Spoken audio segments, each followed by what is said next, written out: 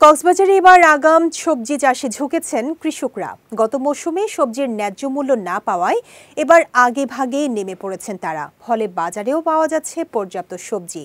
এদিকে কৃষকদের আগাম সবজি চাষে নানাভাবে পরামর্শ ও উৎসাহ দিয়ে যাচ্ছে কৃষি বিভাগ। কক্সবাজার প্রতিনিধি AH সেলিমুল্লাহর পাঠানো তথ্যচিত্রে বিস্তারিত ডেস্ক রিপোর্টে। কক্সবাজার জেলার ৮ উপজেলাতেই কম বেশি সবজির চাষ হয়ে থাকে। কৃষকরা প্রতি বছরই নিয়মিত চাষ করে থাকেন শীতকালীন সবজি। তবে গত মৌসুমে ভালো দাম না পাওয়ায় এবার আগেভাগেই মাঠে নেমে পড়েছেন তারা।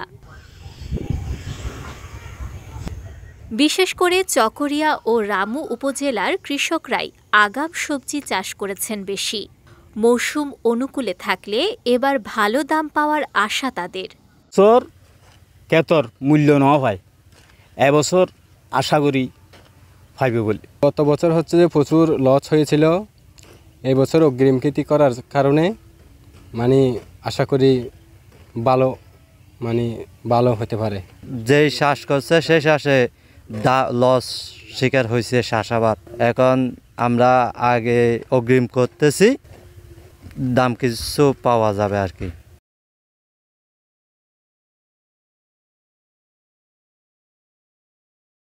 এদিকে আগাম সবজি চাষে কৃষকদের নানাভাবে পরামর্শ ও উৎসাহ দেওয়ার কথা জানালেন কৃষি বিভাগের এ কর্মকর্তা।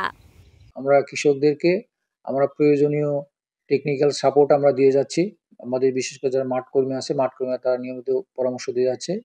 এছাড়াও আমাদের এই সবজি কার্যক্রম বা আগাম সবজি কাজে এগিয়ে নেওয়ার জন্য আমাদের এবছর ৪,৩০০ জন কৃষককে আমরা কৃষি প্রণোদনা আমরা দিয়েছি। এর ফলে আমাদের উৎপাদনও বাড়ছে, আর পাশাপাশি আমাদের এরিয়াও অনেক বৃদ্ধি পেয়েছে।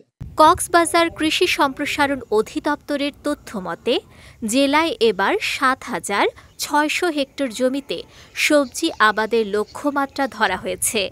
ইতিমধ্যে ২৫০ হেক্টর জমিতে আগাম সবজি চাষ হয়েছে।